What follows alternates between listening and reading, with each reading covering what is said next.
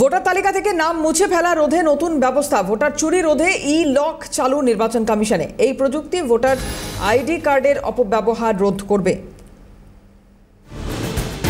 খালিদ জামাল আমাদের প্রতিনিধি রয়েছেন টেলিফোনে। খালিদ, কি জানতে পারছো?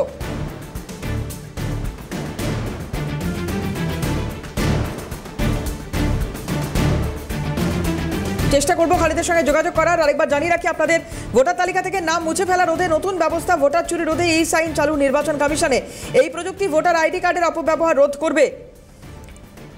ই সাইন প্রযুক্তির মাধ্যমে সমস্যার সমাধান হবে। তালিকা থেকে নাম বাদ দেওয়া বিতর্ক, সেই বিতর্ক নিরসনে নয়া উদ্যোগ কমিশনের।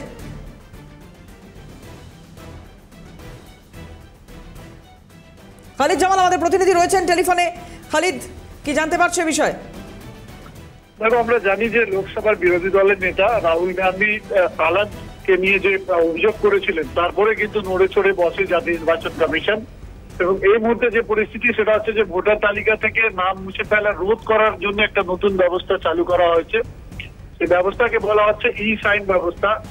অর্থাৎ ভোটার তালিকা থেকে নাম বাদ দেওয়ার নিয়ে যে বিতর্ক তৈরি হয়েছে, সেই বিতর্কতে অবসান ঘটানোর জন্যই কিন্তু এই পদ্ধতি অবলম্বন করা হচ্ছে, যাতে এই ই সাইন প্রযুক্তির মাধ্যমে যে সমস্যা রয়েছে, অর্থাৎ নাম মুছার যে প্রবণতা অনেক সময় দেখা যাচ্ছে বিভিন্ন ক্ষেত্রে, যারা নির্বাচনী কর্মীরা তারা কিন্তু বিভিন্ন ভাবে ভুয়ো ভোটারদের অন্তর্ভুক্ত করেন, অনেক সময় নাম কেটে দেন, এরকম বিভিন্ন অভিযোগ আছে।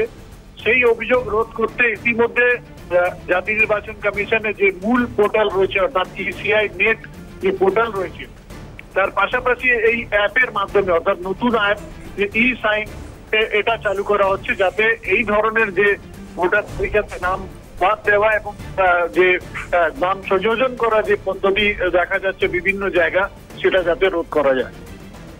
ধন্যবাদ খালিদ। কথা বলছিলাম, খালিদ জামাল ছিলেন টেলিফোনে।